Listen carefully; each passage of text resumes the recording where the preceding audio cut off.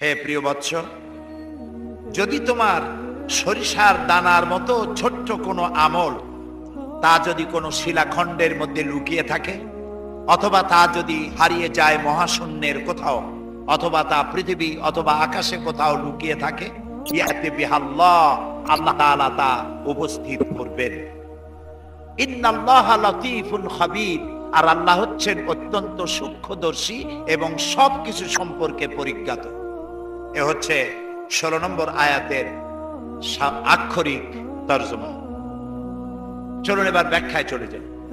আপনাদের মনে আছে যে আল্লাহ তাআলা হযরতে লোকমান, তিনি নবীও নন, রসুলও নন, তার একটি নসিহত যা তিনি বিশ্ববাসীকে করেন নাই, নসিহত করেছিলেন কাকে? তা কি মনে আছে? ছেলেকে। আল্লাহ তাআলার কাছে নসিহত এত পছন্দ হলো যে লোকমান নবীও নন, রসুলও নন, নসিহত করেছেন তার ছেলেকে। সেই নসিহতটা আল্লাহ তাআলা কোরআনে উঠায় দিয়া হযরতে লোকমানের নামে সূরা নাজিল করে লোকমানকে আল্লাহ তাআলা চিরন্তন করে দিলেন। গতকাল আলোচনা করেছিলাম, হযরতে লোকমান নসিহত শুরু করলেন। নসিহত তিনি ছেলেকে শেষ করতে পারেন নাই, এর মধ্যেই আল্লাহ তার বক্তব্য শুরু করেছিলেন। ব্যাখ্যা কালকে দিয়েছিলাম, মনে আছে আপনাদের? আলহামদুলিল্লাহ। তো আল্লাহ তাআলার কথা বলা 15 নম্বর আয়াতে আল্লাহর কথা বলা শেষ হয়ে গেল। এবার হযরতে লোকমান আবার তার ছেলেকে নসিহত শুরু করলেন। তিনি তার ছেলেকে ডাকলেন, ইয়া বুনাইয়া, হে প্রিয় বৎস। এখানে হযরতে লোকমানের টার্গেট হচ্ছে তরুণ, যুবক। যুবকরা হচ্ছে হযরতে লোকমানের টার্গেট। তরুণ এবং যুবকরাই হচ্ছে একটি জাতির ব্যাকবোন, একটি জাতির মেরুদণ্ড। মেরুদণ্ড যদি বক্র হয়ে যায়, আপনি কি সোজা হয়ে দাঁড়াতে পারবেন? বলেন, পারবেন?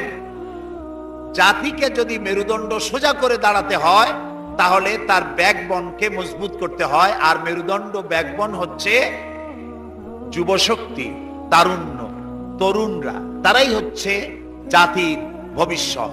এই জাতির ভবিষ্যৎই হচ্ছেন হযরতে লোকমানের টার্গেট। এজন্যই আল্লাহ তাআলা তার এই নসিহতকে সর্বাধিক পছন্দ করেছেন। সুবহানাল্লাহ। বুড়াদের তো হেদায়েত করে লাভ নাই, বুড়ারা তো বুড়া হয়েই গেছে। কথা বুঝতে পেরেছেন?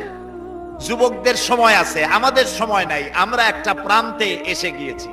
আমরা অস্তগামী সূর্যের মতো ক্রমান্বয়ে অস্তাচলে এগিয়ে যাচ্ছি, আর তরুণ আর যুবকরা উদীয়মান সূর্যের মতো দেদীপ্যমান হয়ে সামনের দিকে এগিয়ে যাচ্ছে। সেই যুবকরাই হচ্ছে হযরতে লোকমানের টার্গেট। আমিও আজকে লক্ষ্য করছি, শুধু আজকে না, যেখানেই কোরআনের মাহফিল করি আমি একটু চোখ ফেলে তাকাই। আলহামদুলিল্লাহ, চোখের নজর আল্লাহ ভালোই রাখছেন। আলহামদুলিল্লাহ, এই বয়সেও চোখ আল্লাহ ভালো রাখছেন। মৃত্যু পর্যন্ত যেন চোখের দৃষ্টিশক্তি আল্লাহ আমাদের সমানভাবে রাখেন। আমরা বলি আমিন। আমি জরিপ করে দেখি, যারা মাহফিলে কোরআন শুনতে আসেন তাদের মধ্যে বৃদ্ধ যদি 5% হয়, 95% তরুণ আর যুবক দিয়ে মাহফিল ভরে যায়। আর এটাই হচ্ছে আমাদের কে যারা চোখে দেখতে পারে না, আছে না একটা দল, আছে না? নাম নেওয়ার দরকার আছে? আপনারা এমনি বোঝেন। ওদের তাফসীরের মাহফিলে সব থেকে বাধা দেয় কেন? তাদের কলিজায় কষ্টটা কি? তাদের কলিজার কষ্টটা হলো যে এই যে মাহফিলগুলি বুড়ারা যাক, এই যুবকগুলি যায় কেন? দিলের মধ্যে খুব কষ্ট। আর এই যুবকরা যখন আসে, ঘন্টার পর ঘন্টা বসে থেকে, দাঁড়িয়ে থেকে কোরআনে কারীম শুনে এক পর্যায়ে কলিজাটা নরম হয়ে যায়। তরুণদের দিল নরম, আলহামদুলিল্লাহ বলেন। তাদের দিলটা নরম, কোরআনের দিকে আকৃষ্ট হয়। তখন আমাদের বন্ধুরা ভাবে, কি সর্বনাশ হলো, এতদিনের বানানো কর্মীগুলি সব ওদের কর্মী হয়ে গেল, আমাদের পুকুরের জিয়ানো মাছগুলি সব ইসলামের পুকুরে চলে গেল। এটা তাদের জন্য হেভি লস, সহ্য করতে পারে না। তাই তারা 144, তারপরে কি বলে 144 ধারা, এরপরে হরতাল ইত্যাদি দিয়ে বন্ধ করার বহুত চেষ্টা করেছে। কিন্তু এটা, এই আওয়াজটা হচ্ছে আল্লাহ তাআলার আওয়াজ, কোরআনের আওয়াজ কার? এইটা বন্ধ করার ক্ষমতা কারণ এই তরুণদেরকে হযরতে লোকমান টার্গেট নিলেন, জাতির মেরুদণ্ড এই তরুণদেরকে। এই নসিহত থেকে আমাদেরকেও শিক্ষা নিতে হবে। কোরআনে কারীমে আল্লাহ তাআলা বলছেন, ওয়া আনদির আশিরাতাকাল আকরাবিন, তোমার নিকটবর্তী যারা তাদেরকে তুমি তোমার সন্তান সন্ততি তাদেরকে সতর্ক করো, জাহান্নামের আগুন থেকে তাদেরকে রক্ষা করো, আল্লাহর দিকে আহ্বান করো। আল্লাহ রাব্বুল আলামিন বলেন, ইয়া আইয়ুহাল্লাযীনা আমানু কু আনফুসাকুম ওয়া আহলিকুম নারা। হে বিশ্বাসীরা, যারা ঈমান এনেছো, শোনো, কু আনফুসাকুম, তুমি নিজেকে জাহান্নামের আগুন থেকে বাঁচাও, ওয়া আহলিকুম নারা, আর তোমাদের আহাল পরিবার পরিবর্গ সন্তান সন্ততিদেরকেও জাহান্নামের আগুন থেকে তাদেরকে বাঁচাও।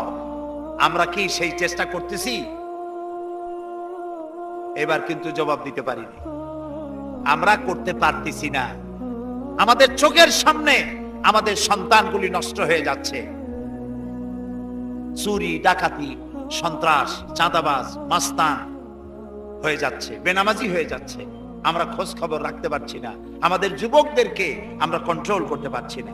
এই জন্য আল্লাহ তাআলা বলেছেন, তোমার সন্তানদেরকে জাহান্নামের আগুন থেকে বাঁচাও। আচ্ছা, আপনার কলিজার টুকরা সন্তান রাস্তা দিয়ে বাপ বেটা দুজনে যাচ্ছেন, আপনি দেখতে পাচ্ছেন ম্যানহোলের ঢাকনা খোলা, ছেলেটা উপরের দিকে তাকায় হাঁটতেছে, নতুন ঢাকায় আসছে তো এদিক ওদিক দেখতেছে, ম্যানহোলের কাছে চলে গেল, আপনি দেখতে পাচ্ছেন ছেলেটা ম্যানহোলের মধ্যে পড়ে যাবে। এই দৃশ্য যদি দেখেন, আপনি কি করবেন? তাকায় তাকায় দেখবেন। ম্যানহোল না, যদি দেখেন আগুনে পড়তেছে, পানিতে পড়তেছে, নিজের জীবন বিপন্ন করে আপনি তাকে বুকের সাথে আঁকড়ে ধরবেন, ঠিক কিনা বলেন? তো আপনার চোখের সামনে আপনার ছেলে নামাজ পড়ে না, আমার ছেলে নামাজ পড়ে না, ধরেন ছেলে নামাজ পড়ছে না, রোজা রাখছে না, চরিত্র নাই, ঈমান নাই, নষ্ট হয়ে যাচ্ছে, অথচ জাহান্নাম থেকে ফিরাবার জন্য আমরা চেষ্টা পাচ্ছি না। আল্লাহ তাআলা আমাদেরকে সতর্ক করে দিচ্ছেন, নিজে জাহান্নামের আগুন থেকে বাঁচো আর সন্তানদেরকে জাহান্নামের আগুন থেকে বাঁচাও। হযরতে লোকমান তিনি তার সন্তানকে ডেকে বলছেন, কত বড় নসিহত, লক্ষ্য করেন। সন্তানকে ডেকে বলছেন, ইয়া বুনাইয়া, হে কলিজার টুকরা সন্তান, ইন্নাহা ইনতাকু মিসকালা হাববাতিন মিন খারদালিন, তোমার জীবনের কোন একটি আমল তা যদি সরিষার দানা পরিমাণ হয়। হযরত লোকমান যখন এসেছিলেন তখন পৃথিবীটা বিজ্ঞানের যুগ ছিল না, নবী করিম সাল্লাল্লাহু আলাইহি সাল্লাম বিজ্ঞানের যুগে আসেন নাই, কিন্তু তারপরে আর কোন নবী আসবেন না বলে আল্লাহ তাআলা সরিষার দানার কথা ব্যবহার করেন নাই, জাররা শব্দ ব্যবহার করেছেন। জাররা হচ্ছে পরমাণু, অণু, পরমাণু পরিমাণ। ফামাইয়ামাল মিসকালা জাররাতিন শাররাইয়ারা ওমাইয়ামাল মিসকালা জাররাতিন শাররাই, প্রথমটা খায়রাইয়ারা। তো এখানে আল্লাহ তাআলা জাররা শব্দ ব্যবহার করেছেন, যেহেতু এখন বিজ্ঞানের যুগ, আর আল্লাহ তাআলার কাছে সবটাই, সমস্ত কাল হলো বর্তমান কাল, অতীত ভবিষ্যৎ বলে কোনো কাল নাই। এই জন্য নূহ আলাইহিস সালামের যুগটা ছিল বৈজ্ঞানিক যুগ, ছিল না হযরতে লোকমানের সময়। তাই আল্লাহ তাআলা সে সময় সরিষা পাওয়া যেত, সরিষার কথা বলেছেন। এখন তো অণু পরমাণু দিয়ে অ্যাটম বোমা তৈরি করা হয়, বিভিন্ন মারণাস্ত্র তৈরি হয়, সামান্য অণু সেটাকে ভেঙ্গে চুরে আরো পরমাণু, আরো ছোট্ট ক্ষুদ্রাতি ক্ষুদ্র জিনিস দিয়ে ধ্বংস করে দেওয়া যায় এলাকা থেকে এলাকা। সেই জন্য আল্লাহ তাআলা জাররা শব্দ ব্যবহার করেছেন, এখানে সরিষার দানার কথা ব্যবহার করছেন। আল্লাহ তাআলা বলেন, হযরত লোকমান বলছেন, ও আমার প্রিয় সন্তান, যদি তোমার কোন সরিষা পরিমাণ আমলও যদি পাথরের ভিতরে কোথাও লুকিয়ে থাকে, মহাশূন্যে যদি হারিয়ে যায়, মরুভূমির ভিতরে যদি হারিয়ে যায়, আকাশ এবং পৃথিবীতে কোথাও যদি তা লুকিয়ে থাকে, অবশ্যই আল্লাহ রাব্বুল আলামিন কিয়ামতের দিন তা উপস্থিত করবেন। কত বড় কথা! সরিষার দানা পরিমাণ আমল যদি আল্লাহ কিয়ামতে উঠান, জিনা, ব্যভিচার, মদ, জুয়া, এই সমস্ত বড় বড় পাপ আল্লাহ দেখাইতে পারবেন না। সন্তানকে কিভাবে নসিহত করতে হয়? সন্তানকে গুলশানে 4টা বাড়ি দেওয়া, বাড়ি রেখে যাওয়া, ব্যাংকে হাজার হাজার কোটি টাকা ব্যাংক ব্যালেন্স রেখে যাওয়া সন্তানের জন্য কল্যাণকর নয়। রাসূলুল্লাহ বলেছেন, মাতা পিতার পক্ষ থেকে সন্তানকে ইলম শিক্ষা দেওয়া, আদব শিক্ষা দেওয়ার চাইতে উত্তম উপহার মা বাপের পক্ষ থেকে সন্তানের জন্য দেওয়ার আর কিছুই নাই। হযরতে আলী রাদিয়াল্লাহু তাআলা আনহু বলছেন, লাইসাল ইয়াতীমুল্লাযী কাদ মাতা ওয়ালিদুহু বালিল ইয়াতীমু ইয়াতীমুল ইলমি ওয়াল আদাবি। যার বাপ মা মারা গেছে, যার পিতা মারা গেল, সেই প্রকৃত এতিম নয়। প্রকৃত এতিম হচ্ছে যার কাছে কোরআন হাদিসের জ্ঞান নাই আর আদব নাই। যে সন্তানকে যদি পিতামাতা আদব শিখাতে না পারে, ইলম দিতে না পারে, তাহলে পিতা বেঁচে থাকতেই সে সন্তান সে এতিম বানায় গেল, সে কিছুই শিখলো না। এই জন্যে হযরতে লোকমান তার সন্তানকে শিখালেন, দেখো সরিষা পরিমাণ আমলও যদি করো তাও পলায় থাকতে পারবে না। সুতরাং তুমি তোমার আমল সম্পর্কে সতর্ক হও। আল্লাহ তোমার সমস্ত আমলগুলি দেখতে পাচ্ছেন। আল্লাহ দেখতে পাচ্ছেন না সব? আল্লাহ রাব্বুল আলামিন বলেন, ওয়ায়ালামু মা ফিল বাররি ওয়াল বাহরি ওয়া মা তাসকুতু মিন ওয়ারাকাতিন ইল্লা ইয়ালামুহা। এই পৃথিবীতে যদি কোনো একটি সমুদ্রের মধ্যে কি হয়, স্থলভাবে কি হয়, আল্লাহ রাব্বুল আলামিন বলেন আমি জানি। শুধু তাই নয়, পৃথিবীর কোনো একটি গাছের পাতা যদি পড়ে যায়, তাহলে কোন দেশের কোন গাছের কোন পাতাটি পড়েছে আমি আল্লাহ রাব্বুল আলামিনের দরবারে তার খবর হয়ে যায়। এই কথা যদি পিতা মাতা সন্তানদেরকে কাছে নিয়ে যদি বলে, বাবা জেনা, ব্যভিচার, মদ, জুয়া, শয়তানি, চাঁদাবাজি, মাস্তানি এগুলি করবা না, এগুলি একদিন মরা লাগবে, আল্লাহর কাছে হিসাব দিতে হবে। মা বাবা যদি বলতো এরকম, সন্তানগুলি ভালো হইতো। ঠিক কিনা? কোন জোরে বলেন ঠিক কিনা? প্রিয় ভাই সব, কোরআনে কারীমের অসংখ্য আয়াতের মধ্য থেকে একটি আয়াত যদি আমরা মনে প্রাণে বিশ্বাস করতে পারতাম, আমল করতে পারতাম, আমাদের চরিত্র ভালো হয়ে যেত। আল্লাহ রাব্বুল আলামিন বলেন, মা ইয়াকুনু মিন নাজওয়া সালাসাতিন ইল্লা হুয়া রাবিউহুম ওয়ালা খামসাতিন ইল্লা হুয়া সাদিসুহুম। আল্লাহ তাআলা বলেন, শোনো, যেখানে তোমরা তিনজনে মিলে পরামর্শ করো, তিনজনে মিলে যেখানে পরামর্শ করো, মনে করো ওখানে তোমরা তিনজন নও, চতুর্থ আর এক সত্তা সেখানে আছে, নাম কি তার? বলেন, ওয়ালা খামসাতিন ইল্লা হুয়া সাদিসুহুম। যেখানে পাঁচজন তোমরা পরামর্শ করো, সেখানে ষষ্ঠ আর এক সত্তা আছে, তার নাম কি? ওয়ালা আদনা মিন যালিকা ওয়ালা আকসারা ইল্লা হুয়া মাহুম আইনামা কানু। এর থেকে সংখ্যায় যদি কম হও, এর থেকে সংখ্যায় যদি বেশি হও, তুমি যেখানে আমি আল্লাহ সেখানে। সুবহানাল্লাহ। প্রিয় ভাই সব, এই যত বোমাবাজি হয়, গ্রেনেড বাজি হয়, কোনো না কোনো জায়গায় পরামর্শ হয় না? হয় না? পরামর্শ হয়। শেখ বেলাল উদ্দিন খুলনার দৈনিক সংগ্রামের প্রতিনিধি ছিলেন। আজকের পত্রিকায় দেখতে পেলাম তাকে হত্যা করার জন্য পরামর্শ হয়েছিল এবং সেখানে খুনিকে 1.5 লক্ষ টাকা পুরস্কার দিয়ে 20,000 টাকা অগ্রিম করা হয়েছিল। এরকম একজন ভালো সাংবাদিককে হত্যা করার জন্য পরামর্শ করা হলো। বেলালের নাম যখন মনে আসলো, দোয়া করি আল্লাহ তাআলা বেলালকে, হযরতে বেলাল রাদিয়াল্লাহু তাআলা আনহুর সঙ্গী করে জান্নাতের মধ্যে জায়গা করে দিও। যেখানে বসে এই পরামর্শটা করা হলো, কিবরিয়া একজন অর্থনীতিবিদ, দেশের একজন গুণী ব্যক্তি, তাকে হত্যা করার জন্য যেখানে পরামর্শ হয়েছিল, 21শে আগস্ট গ্রেনেড হামলা করার জন্য যেখানে পরামর্শ করা হয়েছিল, সেখানে 3 জন হোক 5 জন হোক, যারাই পরামর্শ করেছিল, তাদের যদি জানা থাকতো যে আল্লাহ রাব্বুল আলামিন এই অনুষ্ঠানে তিনি দেখতে পাচ্ছেন এবং শুনতে পাচ্ছেন, তাহলে এত বড় মারাত্মক পশুর কাজ তারা করতে পারত। হযরতে লোকমান তিনি তার সন্তানকে একেবারে বাচ্চা অবস্থায় বুঝায় দিলেন, হে আমার ছেলে, কলিজার টুকরা, ছোট্ট একটি সরিষার দানা পরিমাণ আমলও যদি করো, ওইটা গোপন থাকবে না, আল্লাহ তাআলা উঠায় নেবেন। সুবহানাল্লাহ। তুমি দেখতে পাবে সে আমল।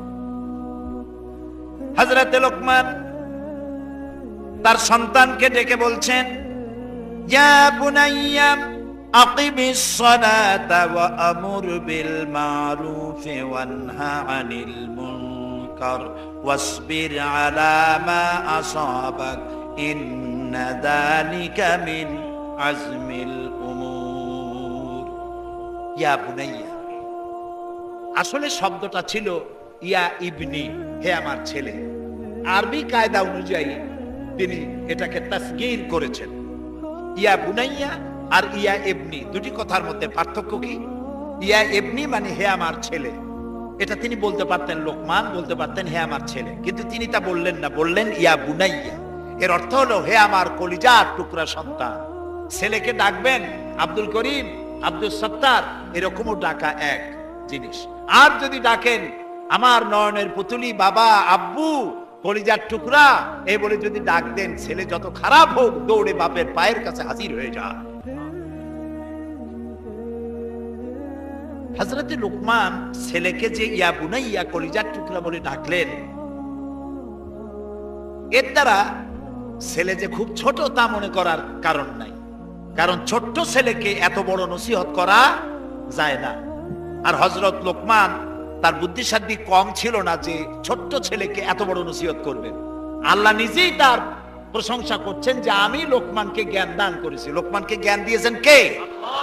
জ্ঞানটা দেখুন, তিনি যুবক, তার টার্গেট তরুণ এবং যুবকরা। টার্গেট কে? তরুণ আর যুবক। তিনি ডেকেছেন ইয়াক, হে আমার কলিজার টুকরা সন্তান। এর দ্বারা বোঝা যায় ছেলে ছোট না, নসিহত গ্রহণ করার মতো বয়স তার হয়েছে। দেখেন না আমাদের দেশে এরকম আছে, ছেলেকে ডাকে মেহমান আসলে এই খোকা, বরিশালে ডাকে গেদা, খোকাদেরকে গেদা বলে। আবার একটু শিক্ষিত পরিবেশ আছে খোকা, খোকা, খোকা কই? খোকারে যখন ডাকে মেহমান আসছে কিছু নিয়ে আসো, লোকেরা ভাবে খোকা বুঝি খুবই ছোট। যখন খোকা চাটা নিয়ে আসলো, দেখা গেল খোকা কয়েক খোকার বাবা। হযরতে লোকমান তার সন্তানকে প্রিয় নামে ডাকতেছেন ইয়া বুনাইয়া। আহারে, আমাদের ছেলেপেলেরা খারাপ হয় এমনি এমনি না। ছেলে পরীক্ষা ফেল করলো, বাপেও কথা কয় না, মায়েও কথা কয় না। এখন বাধ্য হয়ে ছেলের নাম রাখছে মন্টু। মন্টুর আবার বন্ধু আছে কতগুলো বল্টু। বল্টুরা দেখলো মন্টুর মুখ খারাপ, আরে তোমার মুখ মলিন কেন? কয় পরীক্ষা ফেল করছি, বাপে মায় কেউ আমার সাথে কথা কয় না। তাতে অসুবিধা কি? আয় আমার সাথে, ইন্ডিয়ান ভালো ফিল্ম আছে দেখবো। নিয়ে গেল শয়তানির দিকে, ঠিক না? ছেলে ফেল করেছে, ফেল তো করতেই পারে। ছেলেকে ডেকে নিয়ে কপালে একটা চুমা দেন, বাবা এবার তো খারাপ করছো, সামনে ভালো করে পড়ো যাতে আমার সম্মান রক্ষা পায়। এই বলে কপালে যদি একটা চুমা দেন, একটু আদর করে দেন, ছেলে কি খারাপ হবে না ভালো হবে? বলেন কি হবে? ভালো হবে। প্রিয় ভাই সব, এই জন্য সন্তানের প্রতি হযরতে লোকমান যে আহ্বানটা করলেন সেটি এরকম ছিল। নবী করিম সাল্লাল্লাহু আলাইহি ওয়াসাল্লাম বলছেন, হাদিস, উসিকুম বিশ-শাবাবি খায়রা। হযরত আবু সাঈদ খুদরি রাদিয়াল্লাহু তাআলা আনহু এক হাদিস আছে, একটু পরে বলি। রাসূলুল্লাহ বলছেন, উসিকুম বিশ-শাবাবি খায়রা ফাইন্নাহুম আরাক্কু আফইদা লাকাদ বাসানি আল্লাহু বিল হানিফিয়্যাতি সামহা ফাখালাফানি আশ-শাবাব ওয়া খালাফানি আশ-শুয়ুখ। রাসূলুল্লাহ বলছেন, আমি তোমাদেরকে উপদেশ দিচ্ছি, তোমরা যুবকদের ব্যাপারে উদার পন্থা অবলম্বন করো। কে বলছেন? রাসূল বলছেন, যুবকদের ব্যাপারে তোমরা উদারপন্থী হয়ো, কারণ যুবকদের দিল হচ্ছে নরম। আর আমাকে আল্লাহ উদারতা সহকারে পৃথিবীতে পাঠিয়েছেন। এই ইসলামকে প্রতিষ্ঠিত করার ব্যাপারে আমাকে সহযোগিতা করেছে যুবকেরা, আর বিরোধিতা করেছে বৃদ্ধরা। রাসূলুল্লাহর সাথে যারা বিরোধিতা করেছে তাদের নাম হলো আবু জাহাল, আবু লাহাব, ওতবা, সাইবা, মুগিরা, সবগুলোর বয়স 40-এর উপরে। আর যারা ঈমান আনলো তাদের সকলের বয়স 40-এর নিচে। হযরত আবু বকর যখন ঈমান গ্রহণ করেন বয়স তখন 37 বছর। হযরতে ওমর যখন ইসলাম কবুল করেন বয়স তখন 26 বছর। হযরতে আবু উবাইদা ইবনুল জাররাহ যখন ঈমান আনেন বয়স 17 বছর। হযরত আলী যখন ইসলাম কবুল করেন বয়স তখন 8 বছর। সব 40-এর নিচে। এই জন্য যুবকদের ব্যাপারে হযরত আবু সাঈদ খুদরী রাদিয়াল্লাহু তাআলা আনহু বলেছেন, যখনই তার কাছে যুবকরা আসতো কোনো মজলিসে, তিনি দাঁড়িয়ে যেতেন আর বলতেন, মারহাবাম বিওয়াসিয়াতি রাসূলিল্লাহ সাল্লাল্লাহু আলাইহি ওয়াসাল্লাম, লাকাদ আমারানা আন নাহফাযাল হাদিসা ওয়া নুআসসিয়া লাকুম বিল মাজালিস। হযরত আবু সাঈদ খুদরী রাদিয়াল্লাহু তাআলা আনহু কোন যুবক মজলিসে আসতে দেখলে দাঁড়িয়ে যেতেন আর বলতেন, হে রাসূলুল্লাহর চলমান উপদেশ, মারহাবা, ওয়েলকাম, আমি তোমাকে স্বাগত জানাচ্ছি, আসো তুমি আমাদের পাশে বসো। কারণ রাসূলুল্লাহ আমাদেরকে দুটি কথা বলেছেন, আমরা যেন রাসূলের হাদিস মুখস্থ করি আর যুবকদেরকে যেন আমরা আমাদের মজলিসের মধ্যে জায়গা করে দেই। সুবহানাল্লাহ। হযরত জারীর ইবনে বাজালি রাদিয়াল্লাহু তাআলা আনহু, তিনি ছিলেন পূর্ণিমার চাঁদের মতো চেহারা ছিল। তিনি যখন কোন মজলিসে আসতেন, সাহাবীরা বলতেন, আমাদের মাঝে পূর্ণিমার চাঁদ উদিত হয়েছে, এত সুন্দর চেহারা ছিল। হযরতে জারীর রাসূলুল্লাহর মজলিসে এসেছেন, বসার জায়গা পান নাই, এক কোণায় দাঁড়িয়েছেন।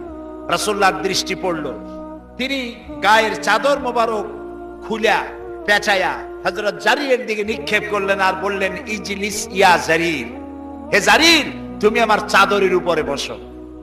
সুবহানাল্লাহ বলতে ইচ্ছা করে না? ফাকাব্বালাহা জারীর ওয়া দাম্মাহা ইলাই। হযরতে জারীর রাসূলের চাদরটা উঠাইয়া বুকের সাথে জড়ায় ধরলো, বারবার চুমা খাইতে লাগলো আর বলল, হে রাসূল, আপনার চাদরের উপরে বসতে পারে এমন মানুষই কি আছে আকাশের নিচে? আপনি আমাকে সম্মানিত করেছেন। আকরামাকাল্লাহ কামা আকরামতানি ইয়া রাসূলুল্লাহ, হে রাসূল, আল্লাহ আপনার সম্মান আরো আরো আরো অনেক বাড়িয়ে দিন। সুবহানাল্লাহ। প্রিয় ভাই সব, যুবক যৌবনকাল এটি সবথেকে উল্লেখযোগ্য সময়। এই তরুণদেরকে হযরত লোকমান টার্গেট করেছেন, কারণ তরুণরা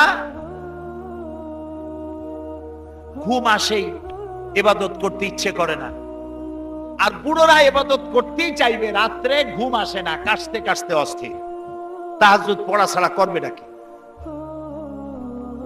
এই বিষয়টা বুঝাবার জন্য আমি বলি মাঝে মধ্যে যে মসজিদের ইমাম অথবা প্রাইমারি স্কুলের মাস্টার যদি বলে যে আমি ঘুষ খাই না, এই কথার কোনো দাম আছে? আপনারা বলেন, কথা বোঝেন না? মসজিদের ইমামে আর প্রাইমারির মাস্টাররা যদি বলে যে আমি ঘুষ খাই না, এই কথার দাম আছে? আপনারে ঘুষ দেয় কেনা? এই কথা যদি এসপি বলে, যদি ডিসি বলে, যদি মন্ত্রী বলে, এমপি বলে, এই কথার দাম আছে। কারণ দিনে রাত্রে 24 ঘন্টা ঘুষের হাতছানি তাদের সামনে আসে। একজন বুড়ো তো বলবেই, আমি আজ তাহাজ্জুদ পড়ছি, রোজা রাখছি। রোজা তো রাখবেনি, কারণ ঘরে জায়গা নাই, বউতে চোখে দেখতে পারে না, তাবলীগের সেল্লা দেওয়া ছাড়া উপায় থাকে না। তাহাজ্জুদ পড়ার জন্য রাতের বেলা উঠে আর ঘুম আসে না, তাহাজ্জুদ ছাড়া করবেন নাকি? কিন্তু যুবক ছেলে, ওর তো সন্ধ্যার পরই দুনিয়ার ঘুম আসে ওরে চাইবে ধরে। এই সময় যদি এশার নামাজ পড়ে ঘুমিয়ে গেল, রাত 12টার পরে কোন যুবক যদি উঠে আল্লাহর ইবাদত করে, তাহাজ্জুদের নামাজ আদায় করে, আল্লাহর নবী বলেছেন কিয়ামতের দিন আল্লাহর আরশের ছায়া ছাড়া কোনো ছায়া যেদিন থাকবে না, ওই দিন 7 শ্রেণীর লোকদেরকে আল্লাহ তাআলা আরশের নিচে ছায়া দিবেন। তার মধ্যে এক শ্রেণী হলো ওয়াশাবুন নাশাফি ইবাদাতিল্লাহ, ওই সব যুবক যারা রাত কাটিয়েছে আল্লাহর ইবাদতের মধ্য দিয়ে, রাত গুজরান করেছে আল্লাহর ইবাদত তেলাওয়াত নামাজের মধ্য দিয়ে। আল্লাহ তাআলা কিয়ামতের দিন আরশের নিচে যুবকদেরকে জায়গা করে দিবে। আজ এই পল্টন ময়দানে হাজার হাজার যুবকদের উদ্দেশ্যে বলি, যুবকেরা, তোমাদেরকে রাজনৈতিক দলের লোকেরা তোমাদেরকে লাঠিয়াল বাহিনী হিসেবে ব্যবহার করে। তোমাদেরকে নামাজ শিখায় না, চরিত্র শিখায় না, তোমাদের শিখায় অমুক ভাই তমুক ভাই, তারপরে দেওয়ালে দেওয়ালে লেখা চাঁদাবাজি মাস্তানি শেখানো, শয়তানি বদমাশি করা শিখায়, নামাজের কথা শিখায় না, ঠিক কিনা? চরিত্রের কথা শিখায় না, ঠিক কিনা? কিয়ামতে জান্নাত আছে জাহান্নাম আছে এমন কথা শিখায় না। জনসভায় বক্তৃতা করতেই থাকে, আসর যায় মাগরিব যায়, নামাজের কথা শিখায় না। যুবকেরা, তোমাদের বিবেকের কাছে প্রশ্ন করি, এমন দলও আমাদের দেশে আছে যাদের জনসভায় মিছিলে হাজারো স্লোগান হয়, গলা ফাটিয়া রগ ফুলিয়া স্লোগানের জ্বালায় ঠোঁট পাখির মতো লম্বা হয়ে যায়, কিন্তু নারায়ে তাকবীর আল্লাহু আকবার বলে না। আছে না এমন দল? মুসলিম যুবক, তোমাদের বিবেকের কাছে প্রশ্ন, রাতের বেলায় শুয়ে শুয়ে নিজের বিবেককে প্রশ্ন করো, এত স্লোগান দেই কিন্তু আল্লাহর নামের স্লোগান দিতে পারি না কেন? এ বাংলাদেশ তো ভারতের রাজধানী নয়, এটা পৃথিবীর দ্বিতীয় বৃহত্তম মুসলিম দেশ। এখানে আল্লাহু আকবার দিতে পারি না কেন? তোমাদের নেতার কাছে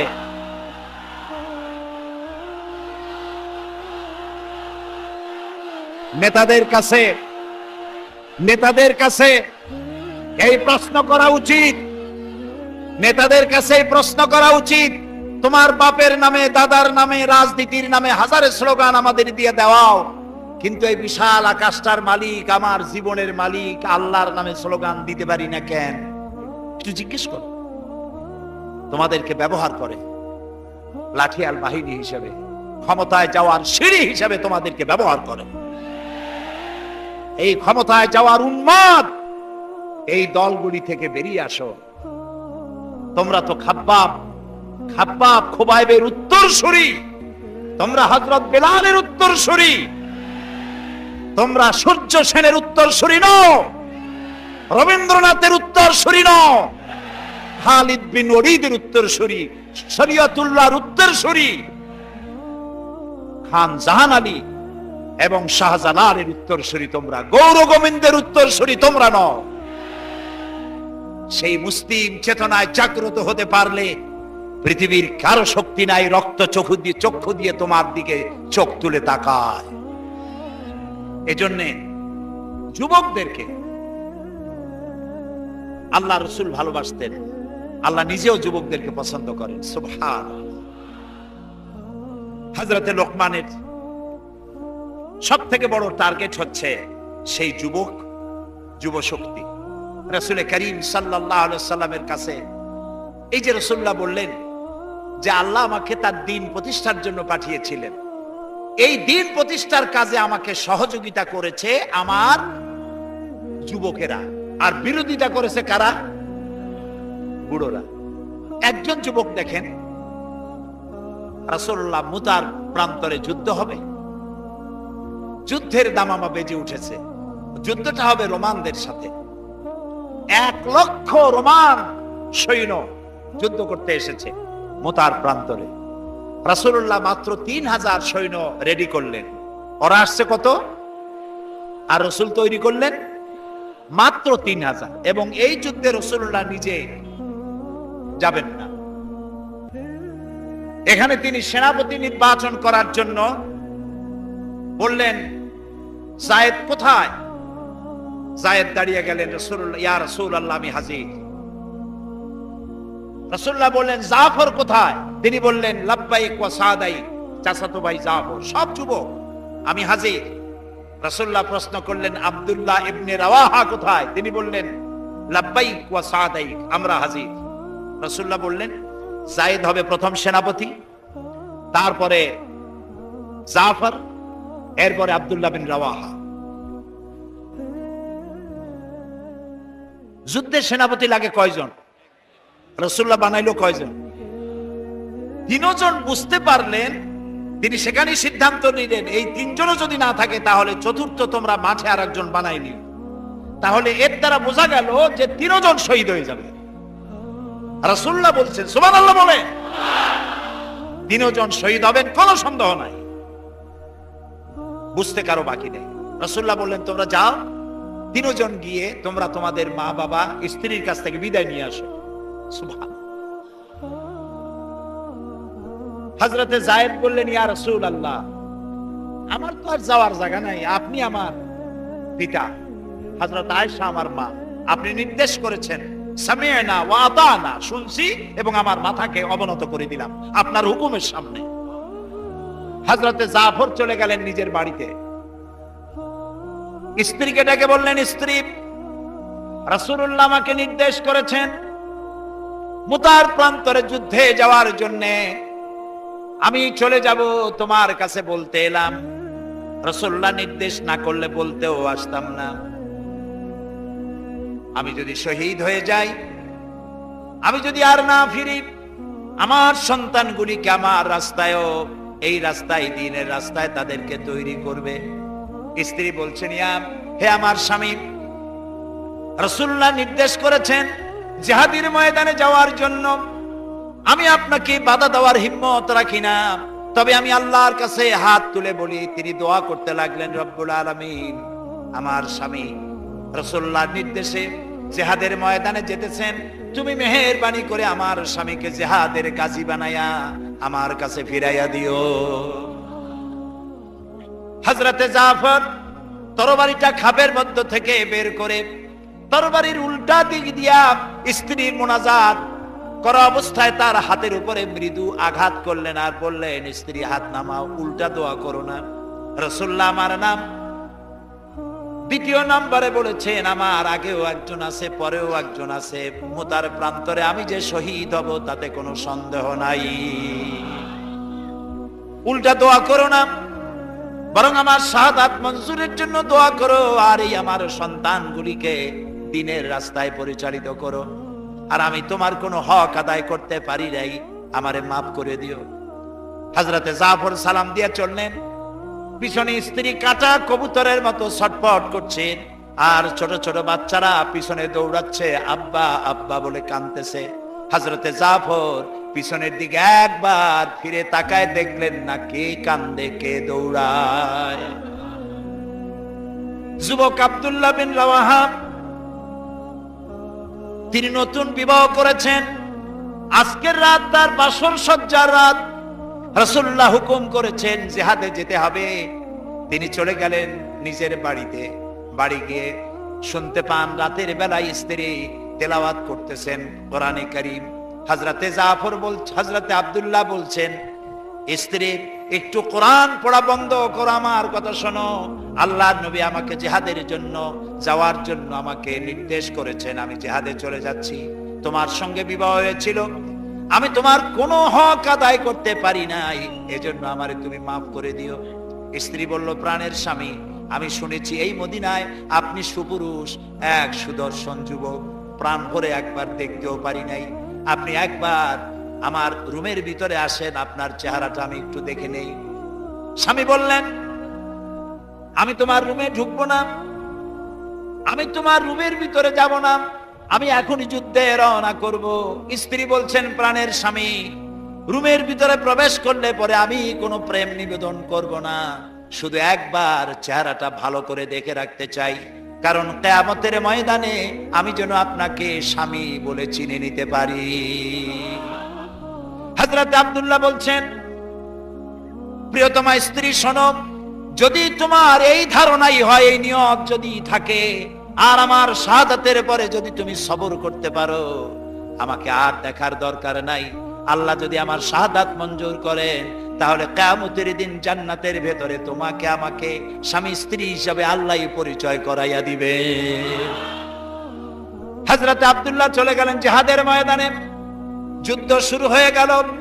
3000 সৈন্য রাসূলুল্লাহর পাঠানো সাহাবীদের প্রচন্ড আক্রমণে রোমান সৈন্যরা পালায়ে কুল পাচ্ছে না। হযরতে যায়েদ শহীদ হলেন।